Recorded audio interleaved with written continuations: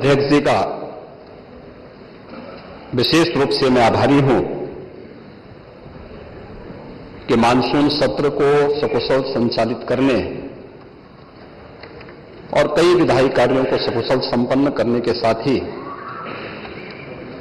वर्ष 24-25 का पहला अनुपूरक बजट भी इस मानसून सत्र में आया है।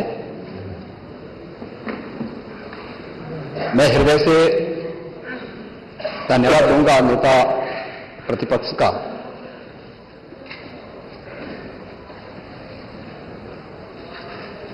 वे वयोवृद्ध हैं, एक लंबा अनुभव विधायी कार्य का उनके पास है और अपनी सहजता और अपनी सरलता के कारण उन्होंने बहुत महत्वपूर्ण सुझाव भी अपने वक्तव्य में हमारे सामने दिए हैं। और वास्तव में ज्ञान वो नहीं होता है जो हम किताबों में पढ़ते हैं, ज्ञान वह होता है जो वास्तविक धरातल पर हम अपने व्यवहारिक जगत में देखते हैं। और इसलिए हमारे यहां हमेशा बुजुर्गों वयोवृद्धों को सम्मान दिया गया है। और हमारे यहां तो ये मान्यता है कि जो वो सभा नहीं होती है जहां कोई वयोवृद्ध न हो, बुजुर्ग न हो। और मैं इसलिए आपका अभिनंदन भी करूंगा इन सुझावों के लिए, और इसलिए मैं भी एक वयोवृद्ध को अपने साथ बिठा के रखता हूं करना चाहिए।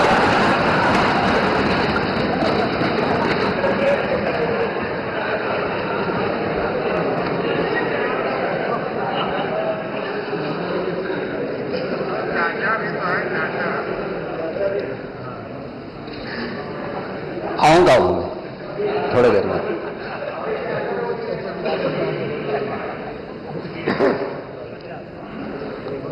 महोदय, सप्लीमेंट्री डिमांड के बारे में चर्चा हो रही थी कि क्या आवश्यकता थी।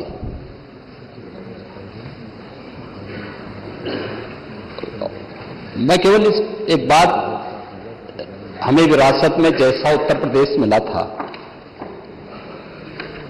और जैसा उत्तर प्रदेश आज है, हमने श्रद्धेय अटल जी की इन पंक्तियों से सदैव प्रेरणा प्राप्त की है कि आदमी को चाहिए कि वो जूझे, परिस्थितियों से लड़े, एक स्वप्न टूटे तो दूसरा गढ़े। और उत्तर प्रदेश के लिए जो स्वप्न बनाए गए थे उसको साकार करने के लिए सरकार के द्वारा जो प्रयास समय समय पर प्रारंभ हुए हैं, उन्हीं को साकार रूप प्रदान करने के लिए सरकार ने अपने बजट के दायरे को बढ़ाया। फरवरी में ही हमने अपना मूल बजट पारित करके अपना वित्तीय वर्ष अप्रैल में ही बजट की कार्रवाई को हमने आगे बढ़ा दिया था। 24-25 का जो मूल बजट था, जैसा कि आपने अपने उद्बोधन में भी कहा, और हमारे यहां माननीय नेतागण जितने भी हमारे कांग्रेस की नेता श्रीमती आराधना मिश्रा मोना जी ने, जनसत्ता पार्टी के श्री रघुराज प्रताप सिंह राजा भैया ने, हमारे सहयोगी दल राष्ट्रीय लोक दल, अपना दल, निषाद राज पार्टी और सुहेलदेव राजभर पार्टी के हमारे जो सहयोगी हैं, उन लोगों ने भी अपने वक्तव्य में जो बातें कही कि हमारा जो मूल बजट था वह 7,36,437 करोड़ 71 लाख रुपए का था। मांग के अनुरूप और प्रदेश के अंदर इस दौरान जो कार्य हुए, यद्यपि इस पूरे समय में ज्यादातर समय हमें आम चुनाव का सामने करने में ज्यादा समय खर्च हुआ, लेकिन फिर भी इस दौरान जो कार्य हो रहे थे, अन्य जो एक्टिविटीज चल रही थी, उनके कारण हम लोगों ने लगभग विभिन्न विभागों में एवरेज 40% से अधिक रिलीजेज हुए हैं, 44% रिलीज हुए हैं। और इसमें से 20% से अधिक धन खर्च भी हो चुका है।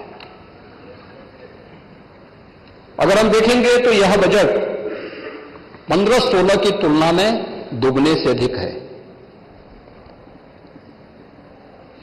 उत्तर प्रदेश जैसे राज्य में अगर हम इन सब मुद्दों के बारे में नहीं सोचते, इस प्रकार के बजट के दायरे को नहीं बढ़ाते, उत्तर प्रदेश की आवश्यकता के अनुरूप यहां पे इंफ्रास्ट्रक्चर नहीं देते, गरीब कल्याणकारी योजनाओं को आगे नहीं बढ़ाते, बिना भेदभाव के अन्नदाता किसानों के बारे में, महिलाओं के बारे में, नौजवानों के बारे में और समाज के विभिन्न तबके के वंचितों के बारे में, दबे कुचले उन तबकों के बारे में, अति पिछड़ी और पिछड़ी जातियों के बारे में सरकार की कार्य योजना आगे नहीं बढ़ती, तो उत्तर प्रदेश के बजट के आयाम को बढ़ाने में हम सफल नहीं हो पाते। हमने इन कार्यक्रमों को आगे बढ़ाया, बिना भेदभाव के शासन की योजनाओं को उन तक पहुंचाया और आज उसी का परिणाम है कि सफलतापूर्वक बजट इस माननीय सदन ने फरवरी में पास किया था। 1 अप्रैल से नए वित्तीय वर्ष प्रारंभ होने के साथ नए बजट पे कार्य करना प्रारंभ भी कर दिया और आज जब हम अगस्त मास की प्रथम तिथि में यहां पर उपस्थित हुए हैं, इन पिछले 4 महीनों के अंदर पहले 2 महीने चुनाव में व्यतीत हो गए, अन्य एक्टिविटीज में व्यतीत हुई, अगले 2 महीने मात्र कार्य करने के लिए मिले और उस दौरान जो कार्य प्रारंभ हुए उसका परिणाम है कि 44% से अधिक बजट रिलीज हुआ है, 20% से अधिक अब तक खर्च हो चुका है और हमारा प्रयास है कि जितना भी पैसा है, जो आपने अपने उद्बोधन में भी कहा कि कैपिटल एक्सपेंडिचर इस बात का द्योतक है कि यह पैसा किसी स्थायी निर्माण में लग रहा है कि रोजगार का सृजन भी करेगा और विकास की गति को भी तीव्र करेगा। उसी विकास की गति को तीव्र करने के लिए उत्तर प्रदेश को देश की सबसे बड़ी अर्थव्यवस्था के रूप में स्थापित करने के सरकार के अभियान का वो हिस्सा है और पिछले 7 वर्ष में जो प्रयास प्रारंभ हुए उसी का परिणाम है कि हम बजट के दायरे को दोगुना करने में सफल हुए। प्रदेश के अंदर प्रदेश की जो जीडीपी थी, अगर हम इसे 2015-16 की तुलना में देखें तो ये दुगने से अधिक बढ़ी है। अगर हम प्रति व्यक्ति आय को देखें, पर कैपिटा इनकम को देखें, ये दुगने से अधिक बढ़ी है।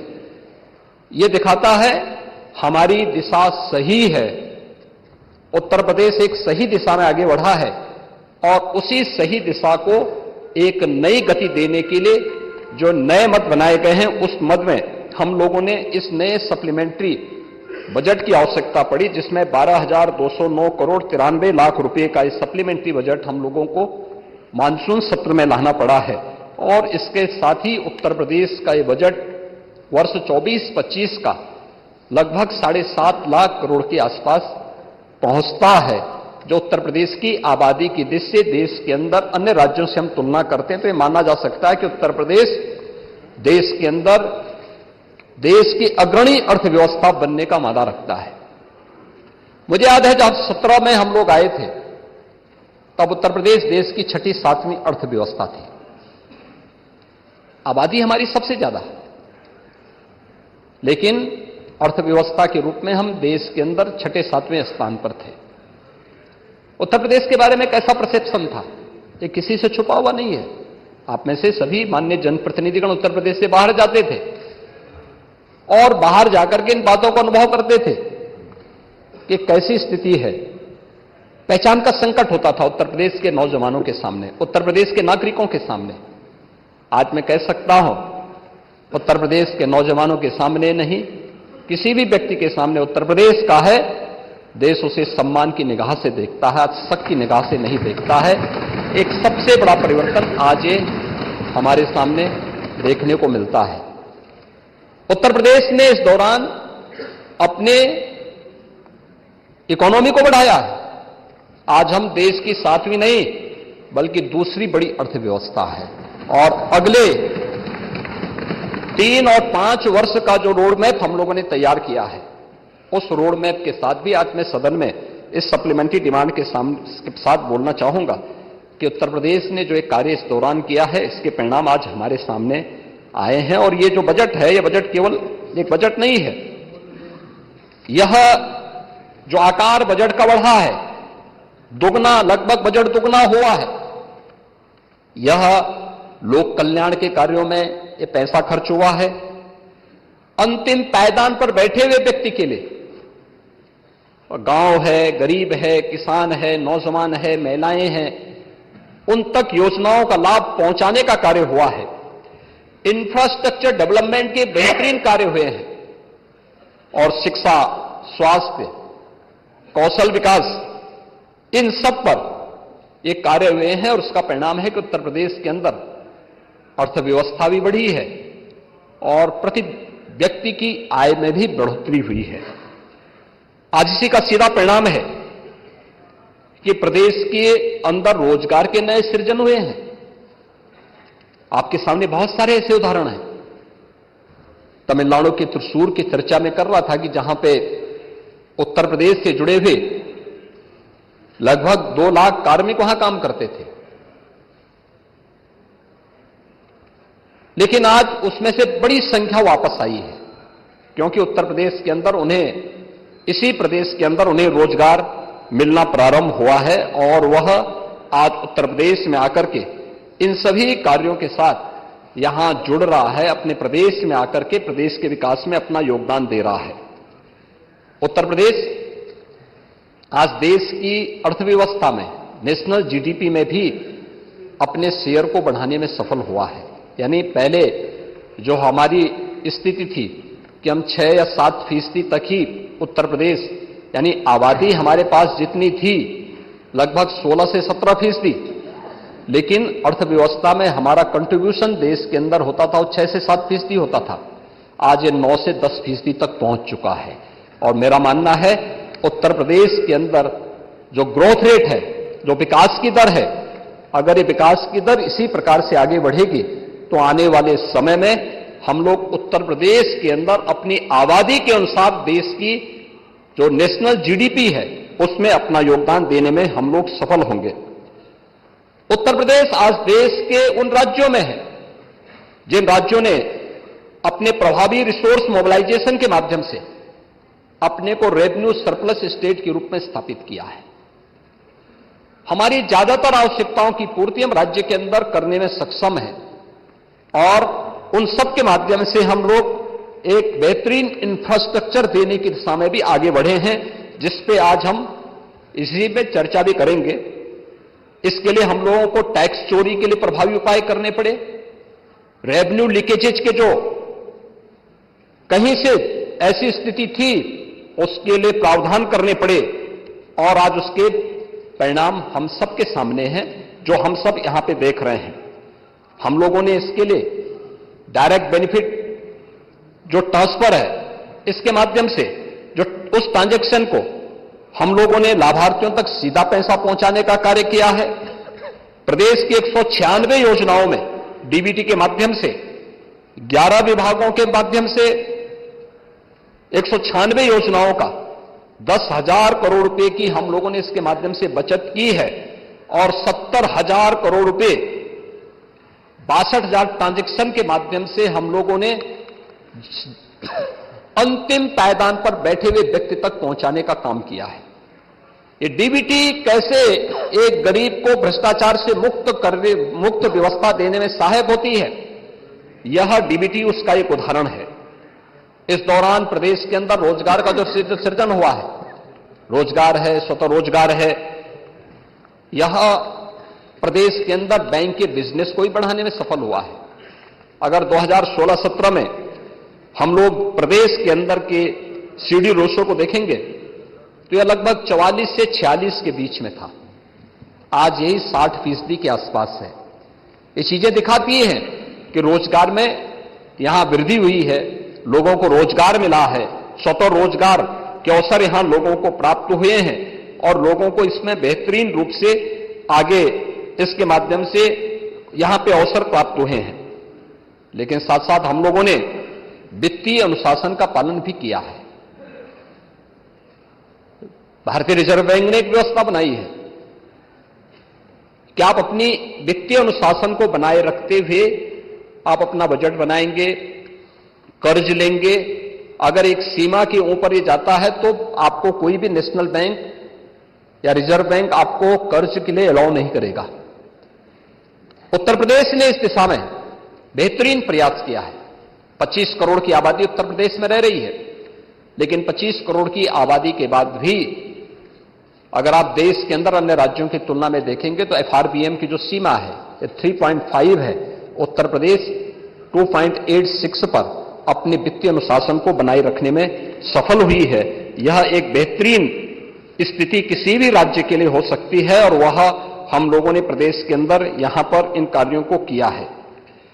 प्रदेश के अंदर जो मैंने पहले भी कहा कि मूल बजट में एक बड़ी राशि कैपिटल एक्सपेंडिचर के रूप में हम खर्च कर रहे हैं, जो प्रदेश के अंदर डेवलपमेंट की गति को आगे बढ़ाने में सहायक रहा है और इन चीजों को एक नई गति देने में भी हम लोगों ने उसके माध्यम से सफलता प्राप्त की है। महोदय, हम इस बात को अक्सर इस बारे में कहते हैं कि प्रधानमंत्री मोदी जी के नेतृत्व में इस देश ने एक नए भारत का दर्शन कराया है। एक नया भारत जो भारत की 140 करोड़ जनता की आकांक्षा का प्रतीक बना है। दुनिया के हर क्राइसिस मैनेजमेंट में लोग भारत की तरफ आशा भरी निगाहों से देखते हैं और लोगों के मन में विश्वास है कि कहीं दुनिया के अंदर संकट आएगा, भारत इसमें सहयोगी की भूमिका में खड़ा होगा, हर संकटग्रस्त व्यक्ति के साथ खड़ा होगा। और भारत के अंदर 140 करोड़ जनता जनार्दन का जो विश्वास मोदी जी के नेतृत्व में पिछले 10 वर्षों के अंदर देखने को मिला है वो अभूतपूर्व है, अभिनंदनीय है। इसके लिए उन्होंने पिछले 10 वर्षों में जो कार्य किए वे अत्यंत अभूतपूर्व हैं और इसमें भारत की जो ग्रोथ रेट है उससे भी और भारत की जो जीडीपी है उसमें भी हम जो बढ़ोतरी हुई है उसके माध्यम से इसको देख सकते हैं। पर कैपिटा इनकम देश के अंदर नेशनल एवरेज में अगर आप देखेंगे काफी वृद्धि हुई है। अगर हम लोग देश की अर्थव्यवस्था को ही देखेंगे तो जो 2014 में भारत की अर्थव्यवस्था 10वीं अर्थव्यवस्था थी, आज वही भारत की अर्थव्यवस्था दुनिया की 5वीं बड़ी अर्थव्यवस्था है और अगले 3 वर्ष के अंदर भारत दुनिया की 3री बड़ी अर्थव्यवस्था बनेगा। यह प्रधानमंत्री जी का संकल्प है और इसके साथ ही भारत $5 ट्रिलियन की इकोनॉमी के रूप में अपने आप को स्थापित करेगा।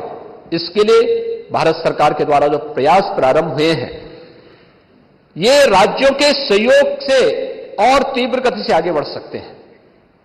अगर प्रधानमंत्री जी का विजन है और उसके लिए भारत सरकार ने अपना एक रोड मैप तैयार किया है कि हमें $5 ट्रिलियन की इकोनॉमी के रूप में भारत को स्थापित करना है, तो देश की सबसे बड़ी आबादी का राज्य होने के नाते उत्तर प्रदेश का भी दायित्व बनता था कि हम देश की स्पीड के साथ उत्तर प्रदेश के नागरिकों की स्पीड को भी आगे बढ़ा सकें।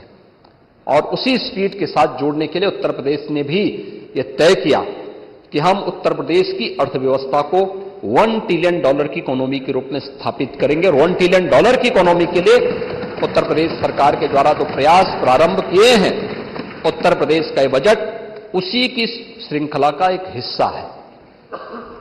इसमें आपने देखा होगा $1 ट्रिलियन की इकोनॉमी के लिए हम लोगों की एक रोड मैप तैयार हुआ है। उत्तर प्रदेश के अंदर हम लोगों ने पूरे सभी विभागों को, अन्य संबंधित सेक्टर को 10 सेक्टर में हमने विभाजित किया। हर एक सेक्टर में कोई हमारा एक वरिष्ठ मंत्री उस सेक्टर की निगरानी कर रहा है। अपर मुख्य सचिव और प्रमुख सचिव स्तर के अधिकारी पाक्षिक रूप से उसकी समीक्षा कर रहे हैं, उसकी मॉनिटरिंग कर रहे हैं। उस फील्ड से जुड़े हुए विशेषज्ञ, उस फील्ड से जुड़े हुए जो अर्थशास्त्री हैं, स्टेक होल्डर्स हैं, उन सबका सहयोग इसके लिए लिया जा रहा है। और स्वयं सीएम डैशबोर्ड के माध्यम से मैं इसकी समीक्षा करता हूं और उसकी नियमित समीक्षा के साथ साथ कौन से सेक्टर में कमी है, किस सेक्टर में कहां पे पुशअप करने की आवश्यकता है, उसके लिए उस प्रकार की कार्य योजना को लेकर के हम कार्य कर रहे हैं। इसमें जो 10 महत्वपूर्ण सेक्टर बनाए गए हैं, इन महत्वपूर्ण सेक्टर्स में हम लोगों ने जो अलग अलग कार्य योजना बनाई है, इसमें इंफ्रास्ट्रक्चर का है। आज आप देखते हैं उत्तर प्रदेश के अंदर एक्सप्रेसवे का, इंटरस्टेट कनेक्टिविटी का, हाईवे का एक बेहतरीन जाल बिछ चुका है। हमारे पास पहले से यमुना एक्सप्रेसवे थी। जिस समय 17 में हम लोग आए थे, तब आगरा लखनऊ एक्सप्रेसवे अपने बनने के अंतिम चरण की ओर थी।